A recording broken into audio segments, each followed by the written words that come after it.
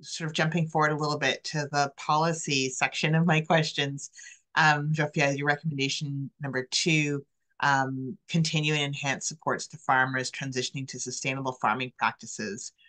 I'm wondering, in terms of my question around climate change, I was wondering, Zsofia, if you could talk a little bit about that, about, responding to this volatility of climate change and the financial pressures on farmers in terms of this policy solution. Like, these are practices that are very labor intensive that Aaron and Carly are adopting out of their own pocket, Mm-hmm. out of their own wisdom as people who are working the earth, looking around and saying, we really need to do something so that we can still keep feeding people when it's Mm-hmm. minus 29 and then 45 degrees Celsius, which is mind boggling, but it's a very personal struggle.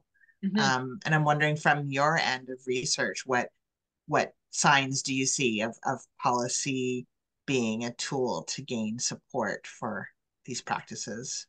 Policy is everything at this point. Like, if you had the Yeah, government be like, here's a bunch of money to do this, I right. mean, my God, if you're worried about people being on, like, it's just, well, there's people who want to go work on farms, but they're worried because when we spoke to the NFU, sorry, I'm just like in a tizzy, but the NFU also has the NFU. Girl, bring that tizzy. We need it. So the NFU youth talked a lot about, their millennials um wanting to build a farm, just like anybody today who's younger or who can't buy a house. So the thing is that there's so much uncertainty associated with farming, and there's so many people who do want to do it that a lot of people are making the choice not to do it, is what I'm getting at. So if there was some kind of supports from the government to include to shift to this, that would be huge. There'd be so many more people, meaningful support. I mean, this borders on, even just like one of the reasons why I go back and forth on basic income is if we did do a basic income in agriculture with a lot of caveats that other supports weren't retracted, you could have the foundation to build regenerative agriculture. I mean, I personally think that everyone should just have money and nobody should justify themselves anyway. So let them, don't be means tested and just give people the income they need to live. But I just think that this idea of farms individually switching to regenerative practices is again focusing too much on the individual. That we need to find ways together to force a structural change, that this is an easy thing to do.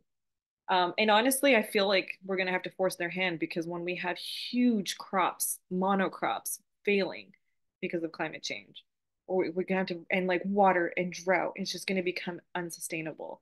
And I'm from Vancouver, so when you talk about plus 45 and minus 29, it like shatters me because it was always 2 degrees to 29 degrees my whole life. Like that was the range. Um, and Okay. one more thing is that I think it's also important to understand and to not, there's a difference between climate change adaptation and mitigation. And I think a lot of parlay on mitigation, no, sorry, adaptation sort of makes it seem like something's happening, but all adaptation means is there's a drought. How do we plant something that can deal with that drought? Rather than mitigation is like, how do we stop this from happening? And I really think it's important to keep that focus on mitigation because you can adapt, but it's still going to change. And then you're going to just get it harder and harder to adapt.